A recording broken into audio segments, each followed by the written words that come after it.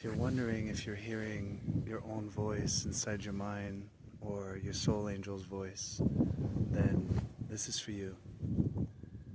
My dear fellow survivor, welcome.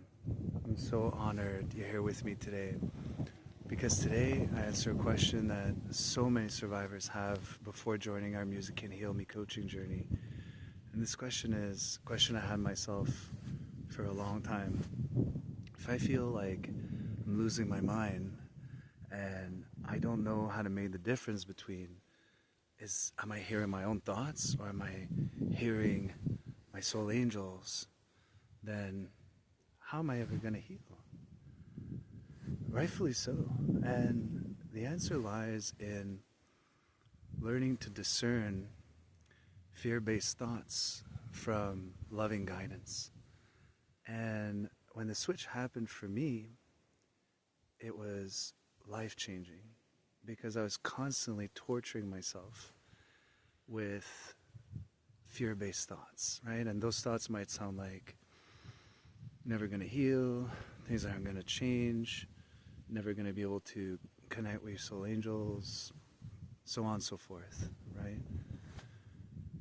And that kept going on and on and on in my head, and I thought I was losing my mind. Yet sometimes I was hearing different thoughts inside my brain telling me things that were loving, things that were encouraging, right? Such as, it's just a matter of practicing and never losing hope, and you're doing nothing wrong, you're doing your best, right? Those thoughts, that's loving guidance. So when I started discerning between fear-based thoughts that dysregulated my nervous system for a very long time, keeping me in survival mode, and loving guidance and presence, which actually regulates my nervous system, then I made a conscious effort to tune in to the loving guidance and the loving thoughts and the loving presence more often than the fear-based ones. Now that doesn't mean that the fear-based thoughts just disappear instantly, right?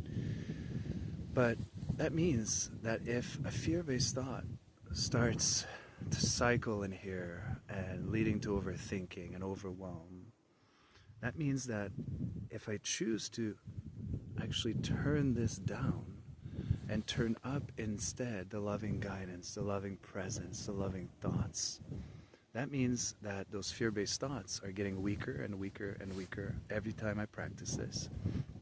And the loving guidance and presence and thoughts are actually gaining, not just in momentum, but in strength and in consistency.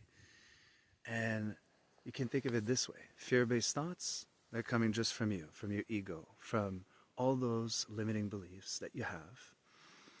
Whereas loving guidance and loving presence and loving thoughts, they're coming from your soul angel or angels. Because, see, if you're communicating with your soul angel or angels with exactly the same way you used to communicate before when they were in physical form, there's nothing wrong with that. There's nothing wrong with that.